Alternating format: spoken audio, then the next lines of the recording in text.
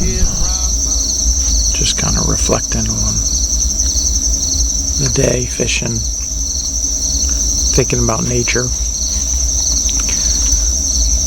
I went and read several sections of scripture. I looked at some stuff in 1 Samuel, and then just really felt like going back to Genesis chapter 1 and just looking and reading a couple things about creation.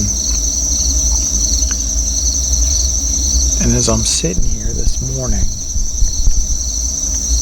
I am surrounded, like it's endless, the amount of little saplings and little starter trees that are out here. I'm going to try to show you what I'm talking about here.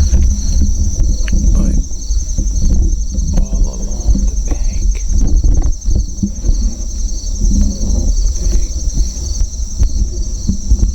as far as you can see, in every direction, there's just sapling trees, various kinds, different sizes.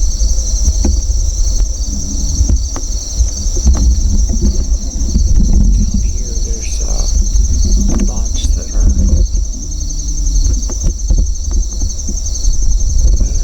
little bigger, but really basically all along this bank, there's just tons of little seedling starter trees.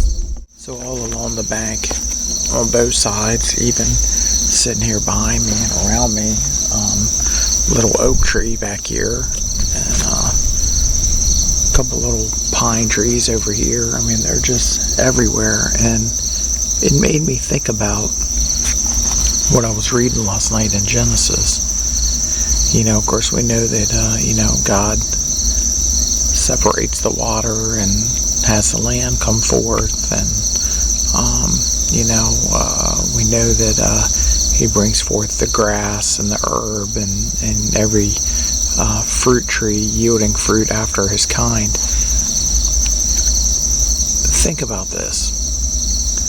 Genesis 1:11, and God said, "Let the earth bring forth grass, the herb yielding seed, and the fruit tree yielding fruit after his kind, whose seed is in itself upon the earth."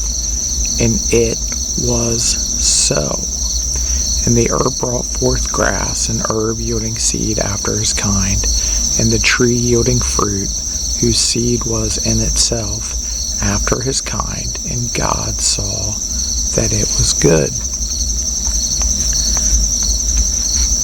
I don't know if I ever thought about it quite like this, but as I was sitting here this morning and I'm looking at all these saplings and all these little plants just popping up, and it's funny because right underneath the sapling I can see a full-grown tree, of the same species, 100, 120 feet up in the air, maybe even more.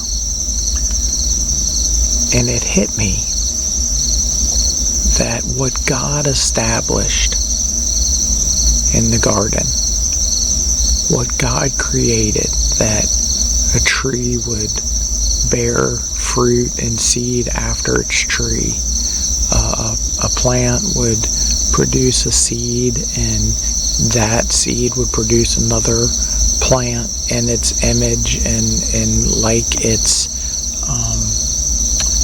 parent plant. This was a principle and something that God established at creation. When it all started, before sin entered, God established this scientific, creative principle. And here I am, and here you are,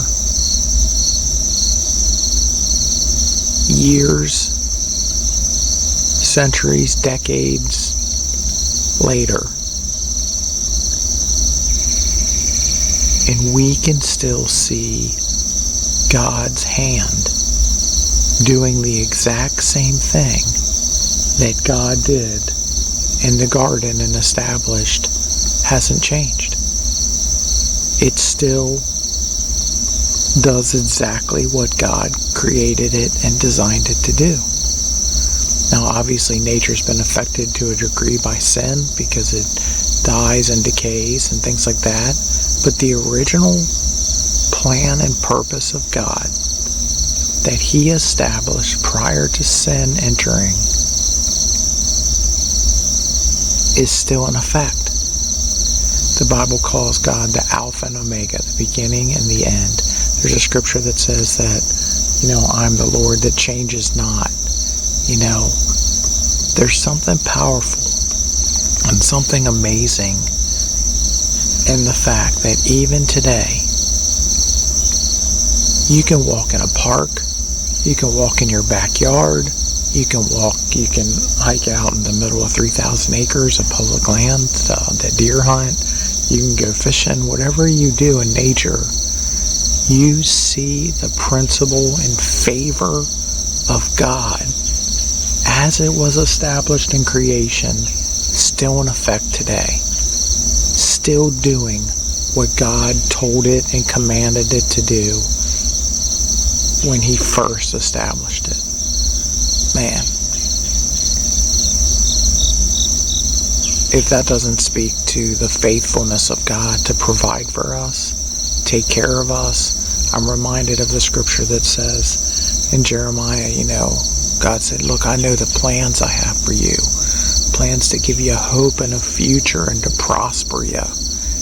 There's something about God's plan and purpose and destiny for our lives that, I'm reminded of the scripture that says, man, the ones that, Jesus said, the ones that the Father have given me, I'm not going to lose any of them. We can trust in sanctification. We can trust in His faithfulness to do a work in our life. We can trust Him to provide. We can trust Him to be faithful. We can trust Him even when we see the effects of sin in our life. We can trust Him because He's faithful.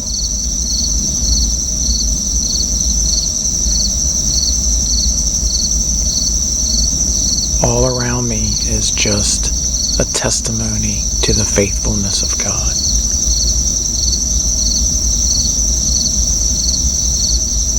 The land does what the land does, the water does what the water does, the trees, the birds, the bugs, the creatures, they all do what God designed and created them to do from day one.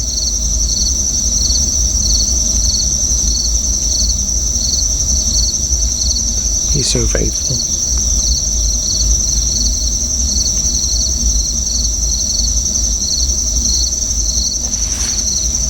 Just thought I'd share that.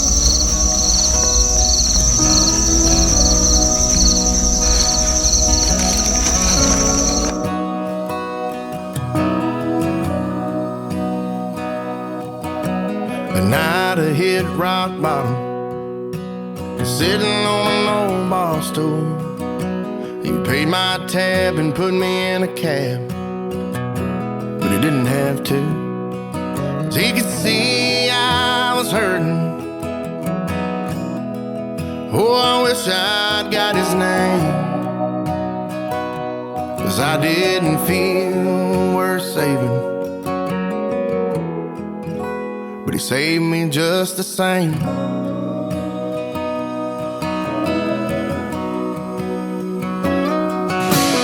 Day out on the water, when the fish just wouldn't bite, I put my pole down, I floated around. It was just so quiet, and I could hear my old man saying, son, just be still. So you can't find peace like this in a bottle or a pill. From the bar stool to the living room, Sunday morning in a church pew, in a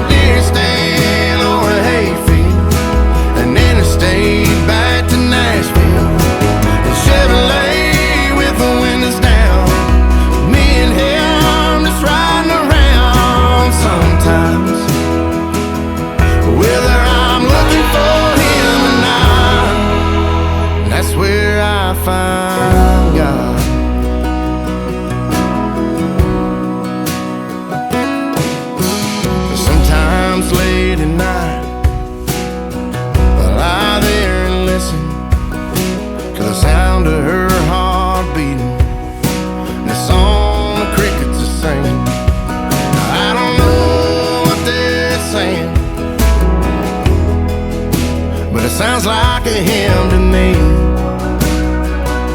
No, I ain't too good at praying, but thanks for everything.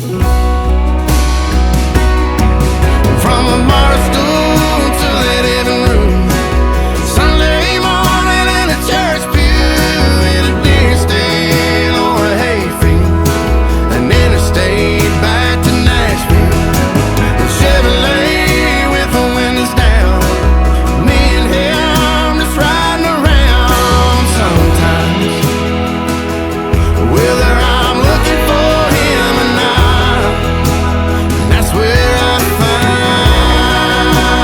God.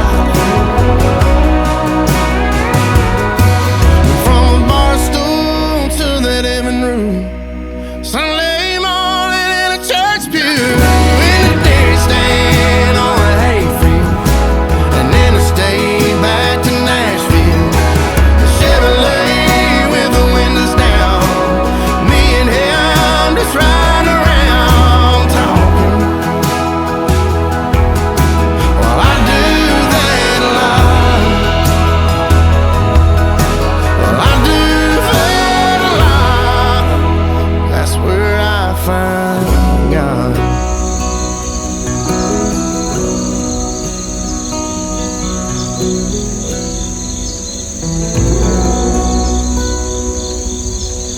So I'm basically hiked back middle of about 3,000 acres.